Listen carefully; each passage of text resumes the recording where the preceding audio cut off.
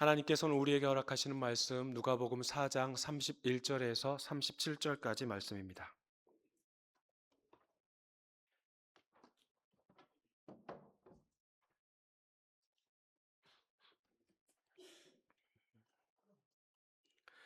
하나님의 계시의 말씀을 한 목소리로 받들어 읽겠습니다.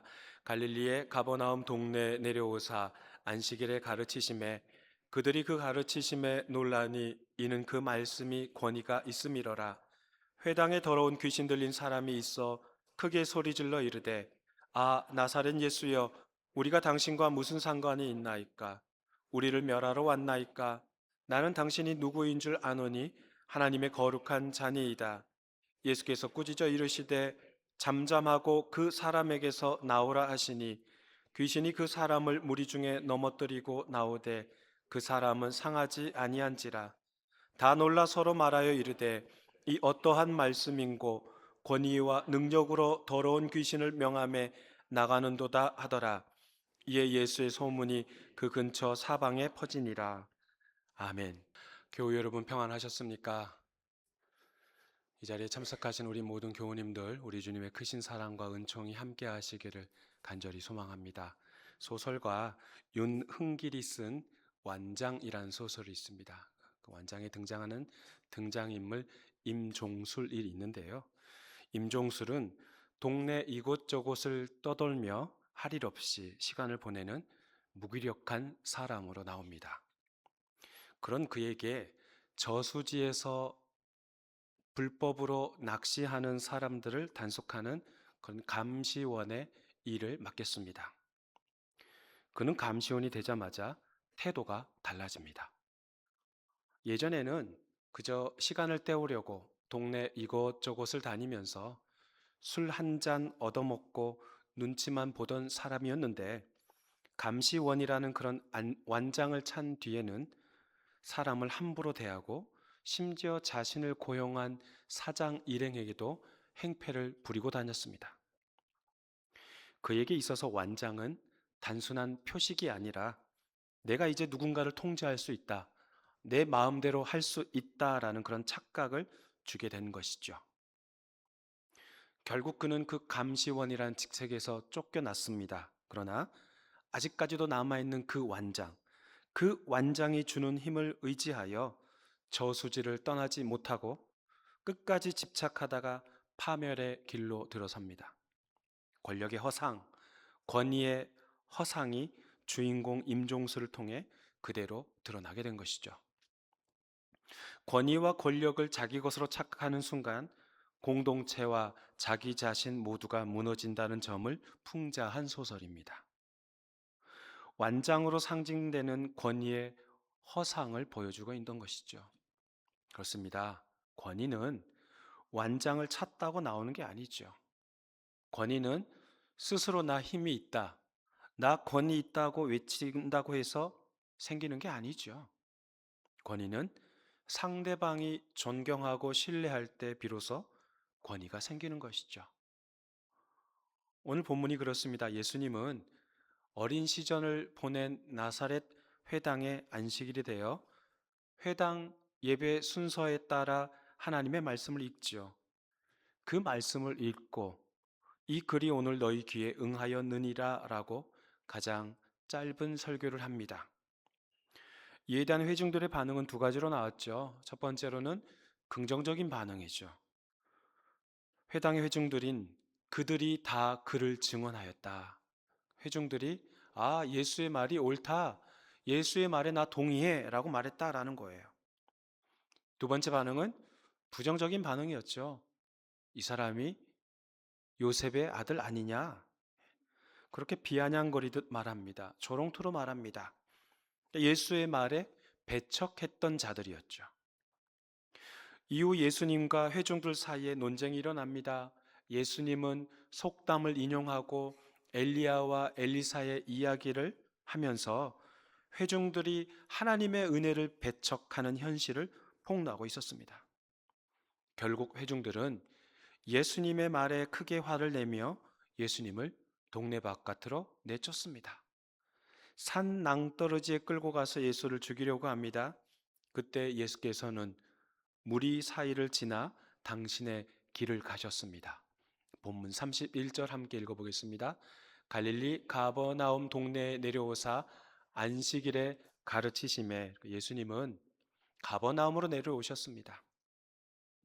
오늘 본문이 나사렛 회당에서 서로 오고 갔던 대화 중 23절에서 가버나움에서 행한 일을 내 고향 여기서도 행하라는 그 말씀에 따라서 누가복음의 저자가 독자들에게 가버나움에서 보이셨던 표적이 어떤 것인지를 구체적으로 보여주는 그런 말씀으로 오늘 본문을 해석할 수 있고요. 또 하나는 예수께서 그렇게 나사렛에서 자신이 어린 시절을 보냈던 그 나사렛에서 봉변을 당한 후에 가버나움으로 내려오셨다라고도 볼 수 있습니다. 두 가지 해석이 다 가능하다라는 거예요. 그러니까 23절에서 언급했던 그 가버나움을 재차 방문하신 것으로 볼 수 있다는 거예요. 나사렛보다는 가버나움이 지리적으로 아래에 위치해 있으니 31절에서 내려오다라는 단어를 사용한 것이죠. 예수님께서 과거에 방문하셨던 가버나움에 다시 방문하신 것으로 그렇게 볼 수도 있고, 아니면 구체적으로 과거에 방문하셨던 그곳에서 보이셨던 그 엄청난 표적이 어떤 것인지를 다시 이 단락에서 보여주시는 것으로 해석할 수도 있다라는 겁니다. 그 어떤 것이든 다 일리가 있습니다. 여러분, 성경에 등장하는 인명, 지명, 사람의 이름이나 또는 마을이나 도시의 이름들에는 그저 허투루 기록한 것이 아니라는 겁니다.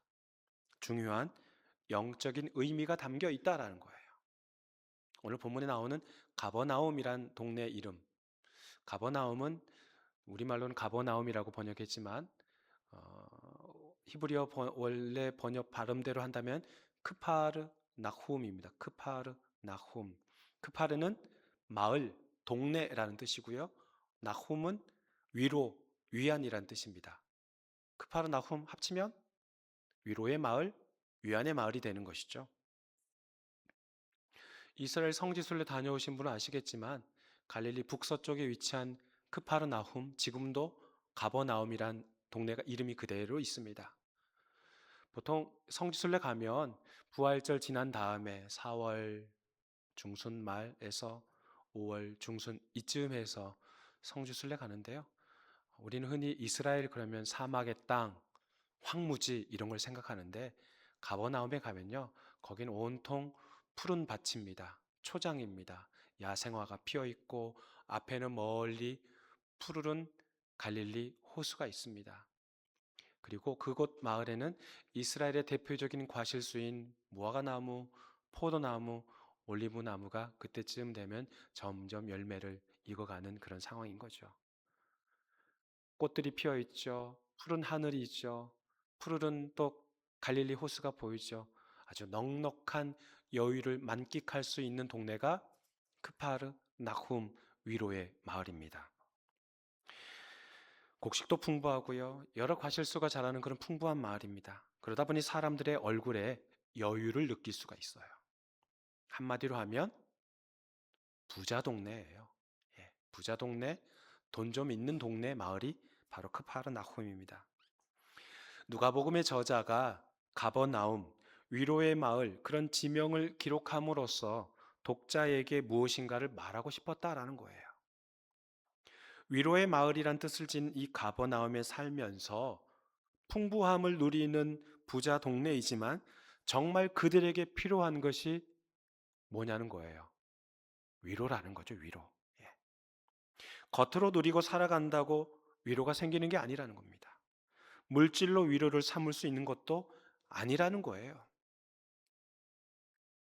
목회 데이터 연구소에서 성인 남녀 1000명에게 설문조사를 했는데요. 국민이 생각하는 돈 걱정 없는 자산의 기준은 얼마인가? 내가 이 정도의 돈을 가지고 있으면 평생 살아가는데 별 걱정 없이 살아갈 수 있다라는 평균 금액이 나왔답니다. 궁금하시죠? 네. 돈 1,000만 원 있으면 될 것 같아요? 13억 7천만 원이랍니다. 13억 7천만 원.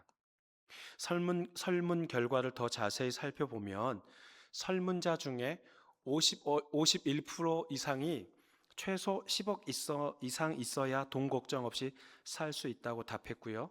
그 중에서도 9%는 50억은 있어야 걱정 없이 살 수 있다라고 문답했답니다. 고개를 끄덕이신 분 있는 거 보니 그렇지. 50억 정도는 있어야 살아가는데 어려움 없지. 그렇게 생각하십니까? 그렇습니다. 요즘 한국 사회는 무엇보다도 물질로 위로를 받아야 참된 위로라고 생각하는 거예요. 오죽하면 금융치료라는 그런 신조어가 생겼겠습니까? 돈으로 정신적인 치료를 받는다라는 건데요. 직장 생활하면서 얼마나 많은 스트레스를 받아요. 그런 스트레스를 받는데 오늘 보니 이번 달은 보너스가 있는 달이에요. 그러다 보니 그 보너스가 들어오는 것을 생각하고 그 보너스가 들어온 것을 보니 마음의 위안이 되는 거예요. 심리적인 위로가 된다라는 거예요. 그게 바로 금융치료랍니다. 그런데 여러분, 정말 돈이면 우리 인생에 참된 위로가 생기던가요? 100번 양보해서 돈이 인생의 위로가 된다고 한번 해봅시다. 그러면 얼마 정도는 있어야 위로가 되겠습니까? 13억 7천 정도는 있어야 위로가 되시겠습니까? 아마 그러지 않을 겁니다. 여러분 한번 스스로 한번 생각해 보세요. 가장 친한 친구가 가장 친한 친구가 여러분보다 더 많은 물질을 가지게 되면 정말 마음을 다해서 기쁨으로 축하해 주실 수 있으세요? 그럼 해줄 수 있지. 정말 그런 상황이 닥친다면 그렇게 마음을 다해서 축하해 줄 수 있겠습니까? 쟤 나랑 학교 다닐 때, 쟤 항상 내 뒤 꽁무니 따라오기도 참 힘들었는데, 쫓아오느라 바빴는데 어쩌다가 쟤가 나보다 더 잘 살게 됐지? 축하가 아니라 배가 아프죠. 사촌이 땅 사면 배가 아프다는데 하물며 지인은요. 예. 세상 사람들은 돈으로 얼마든지 위로를 얻을 수 있다라고 생각합니다. 요즘뿐만 아니라 옛날도 마찬가지입니다. 예수님이 활동하던 그 당시 사람들 또한 세상의 힘과 물질의 위안을 삼았습니다. 물질 만능주의 돈으로 위로를 얻을 수 있다고 생각한 것이죠. 가버나움, 위로의 마을이란 뜻처럼 물질이 풍부하면 풍부할수록 자신의 인생에 큰 위로를 얻을 수 있다라고 생각했습니다. 그런데 정말 그게 맞느냐라고 지금 누가복음의 저자가 되묻고 있는 것이죠. 누구를 통해서요? 회당에 앉아 있는 귀신 들린 자를 통해서 되묻고 있는 거예요. 사실상 회당에 앉은 그 귀신 들린 자는 가버나움을 대표하는 상징 인물입니다. 아무것도 부족한 것이 없는 그런 마을이에요. 모두가 다 위로를 받고 살아가는 것 같아요. 모두가 다 위안을 받고 살아가는 것 같아요. 그러나 그 아무것도 부족한 것 없는 그 위로의 마을 가버나움에 정신적으로 약하고 귀신까지 들린 자가 바로 그 위로의 마을에 살고 있다라는 거예요. 돈이면 위로를 얼마든지 얻을 수 있다고 생각한 마을에 위로가 절실히 필요한 사람이 있었던 겁니다. 과연 예수님이 안 계시는 위로의 마을 가버나움에 위로가 존재하는지 폭로하는 거죠. 이 말을 바꿔서 말해볼까요? 뒤집어서 말해볼까요? 예수님이 활동하시고 예수님이 통치하시는 그 위로의 마을 가버나움에는 비로소 참된 위로가 존재한다라는 것이죠. 예수님께서 가버나움 동네에 내려가셔서 안식일이 되었습니다. 안식일에 가르치셨습니다.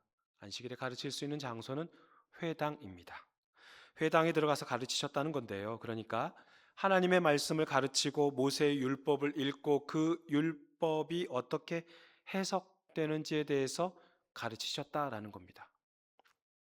주로 그 일은 회당장이나 그 회당의 랍비들이 하는 일이었습니다만 그렇다고 해서 그들만의 특권은 아니었습니다.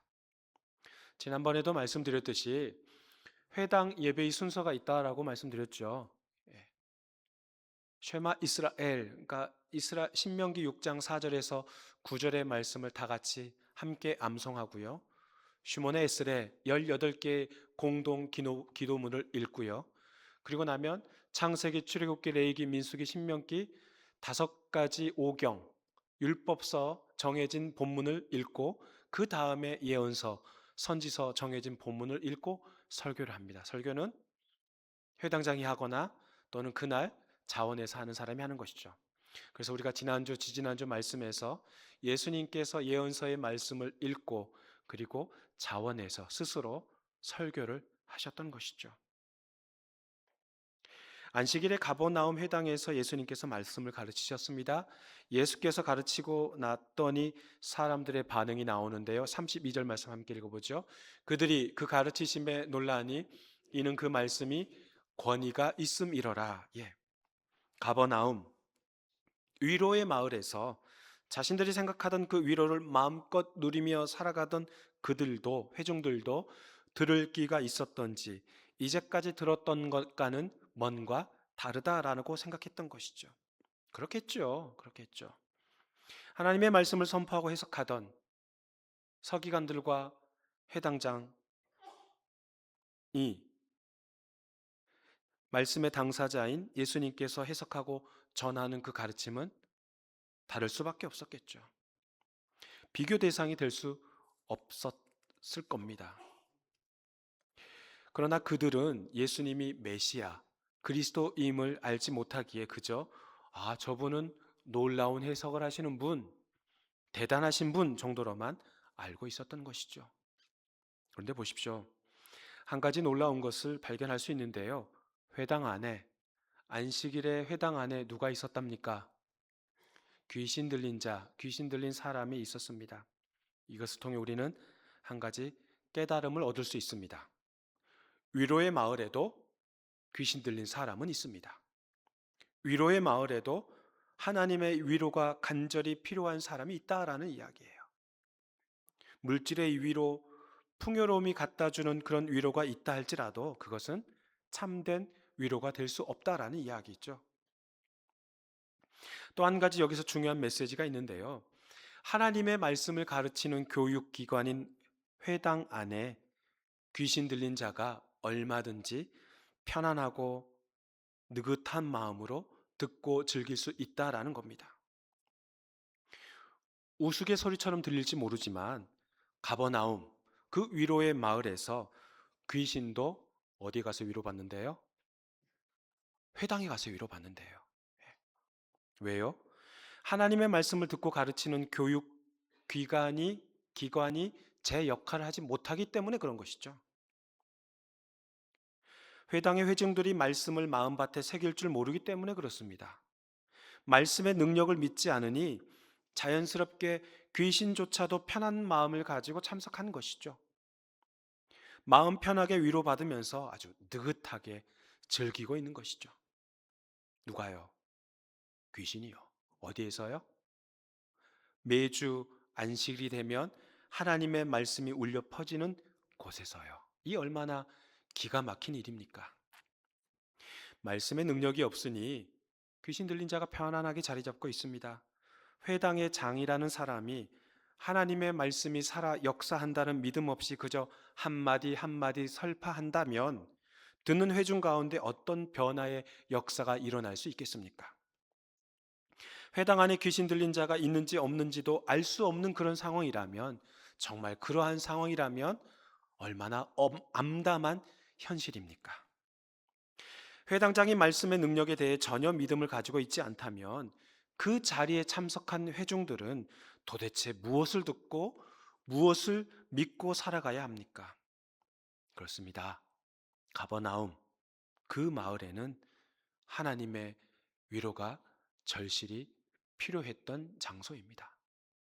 사랑하는 교회 여러분, 잊지 마십시다. 말씀의 능력이 없으면 회당에 귀신 들린 자가 편안하게 들으며 쉼을 얻다가 돌아갑니다. 말씀의 능력이 없으면 교회에도 귀신 들린 자가 편안하게 에어컨 바람 쐬가면서 쉬었다가 놀다 갑니다. 말씀의 능력을 믿지 않으면 신앙인들도 그저 예배당에 잠시 왔다 가는 종교 소비자에 불과합니다. 사랑하는 교회 여러분, 말씀의 능력을 믿는 저와 여러분의 삶이 되기를 간절히 소망합니다. 하나님의 말씀은 살아 활력이 있습니다. 우리의 심령을 쪼개 주님 앞으로 나오게 하는 놀라운 역사가 일어나게 될 줄 믿으시기 바랍니다. 잠잠하던 회당이 한순간 발칵 뒤집어집니다. 예수님의 가르침을 들은 귀신 들린 자가 크게 소리치며 말하는데요. 34절 말씀 함께 읽어보죠. 아, 나사렛 예수여, 우리가 당신과 무슨 상관이 있나이까? 우리를 멸하러 왔나이까? 나는 당신이 누구인 줄 아노니 하나님의 거룩한 자니이다. 누가복음의 저자는 귀신 들린 자의 입을 통해서 예수님이 하나님의 거룩하신 자, 거룩한 자라고 고백하게 합니다. 거룩이 무엇입니까? 거룩은 구별하다라는 뜻이죠. 깨끗한 것과 더러운 것, 정한 것과 부정한 것을 구별하다라는 뜻이죠. 레위기 19장을 보면 하나님께서 모세에게 말씀하십니다. 너희는 거룩하라. 이는 나 여호와 너희 하나님이 거룩함이니라 라고 말씀하시죠. 이것은 하나님의 자녀는 거룩하신 하나님께 속한 백성으로서 하나님과의 그 관계 안에서 구별되라라는 겁니다. 하나님께 속한 자는 더 이상 더러운 죄와 함께 할 수 없고 구별된 백성으로 살아내라라는 것이죠. 지금 회당에 앉은 귀신 들린 자가 거룩하신 분과 지금 자신과 함께 있을 수 없다, 함께 할 수 없다라는 것을 지금 말하고 있는 거예요. 쉽게 말하면 이거죠. 왜 우리가 먼저 회당 자리를 선점했는데 왜 예수 당신이 여기 와서 분탕질 하십니까? 이런 거죠. 당신 여기 잠시 머물다 가실 것 아닙니까?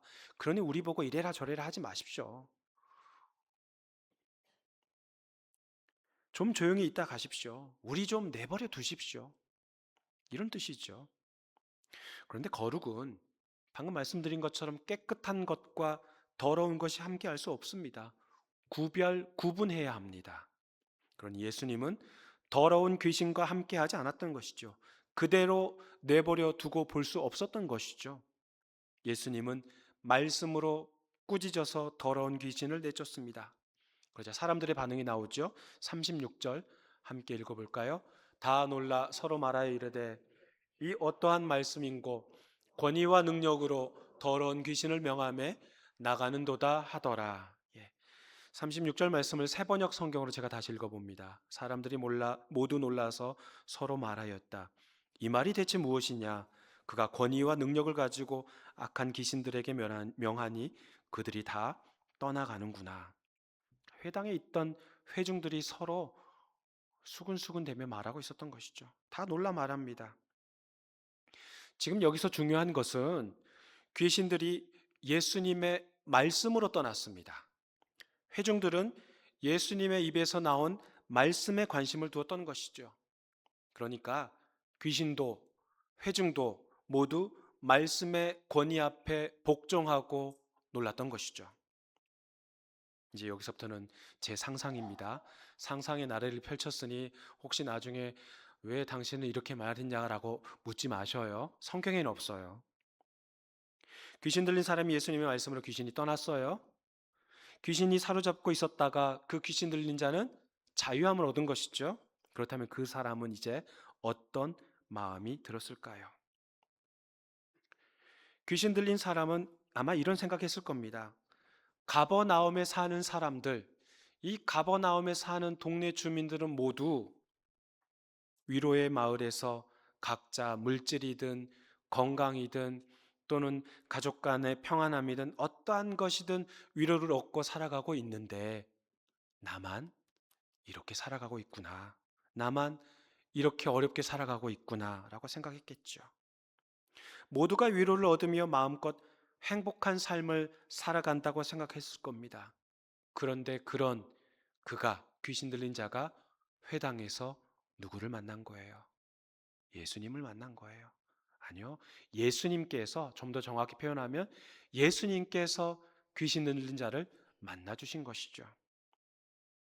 예수님의 말씀을 통하여 자신을 억누르던 귀신이 떠났습니다. 자신은 전혀 상하지 않고 온전한 모습으로 예수님을 만나게 되었습니다. 이보다 더 큰 위로가 어디 있겠습니까? 이것이야말로 참된 위로 아니겠습니까?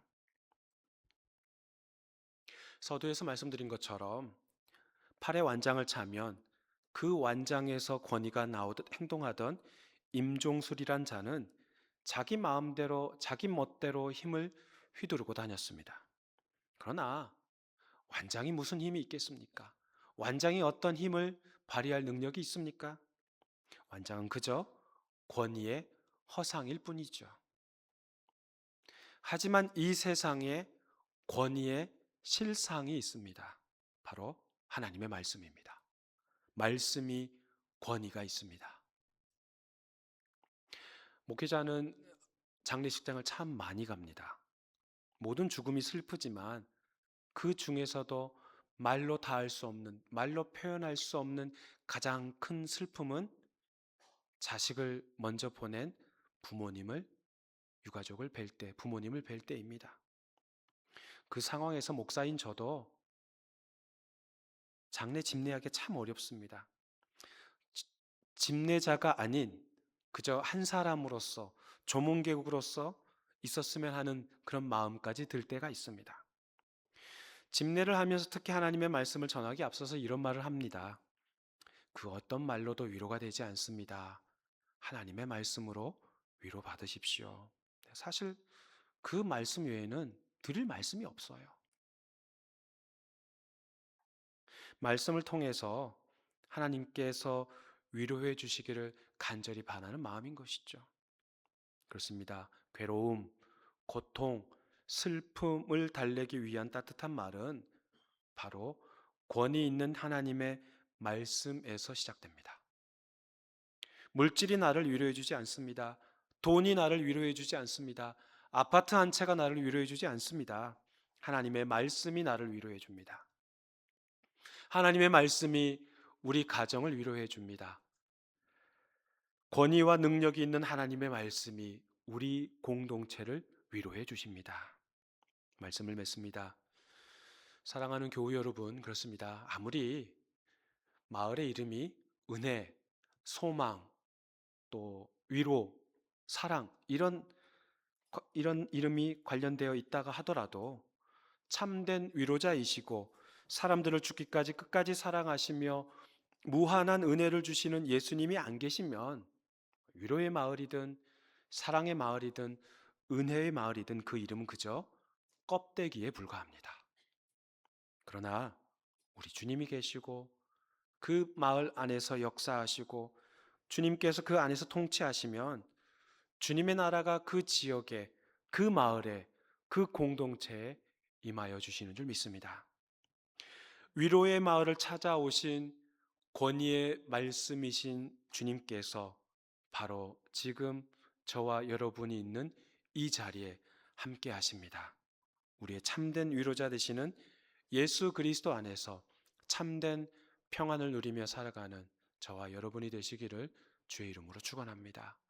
하나님 아버지 감사합니다. 물질도 우리의 위로가 되지 못하며 가정의 평안함도 우리의 위로가 되지 못하며 진정 우리의 참된 위로자가 되시는 예수 그리스도 안에서 우리는 위로를 얻을 수 있습니다. 권위와 능력이 있는 하나님의 말씀을 통하여 위로받게 하시고 우리의 힘듦과 아픔과 고통 속에 살아가는 삶의 처절한 그 현장에서 오직 주님의 말씀 안에 참된 위로받고 살아가는 저희들의 삶이 되도록 성령께서 인도하여 주시옵소서. 예수님의 이름으로 기도하옵나이다. 아멘.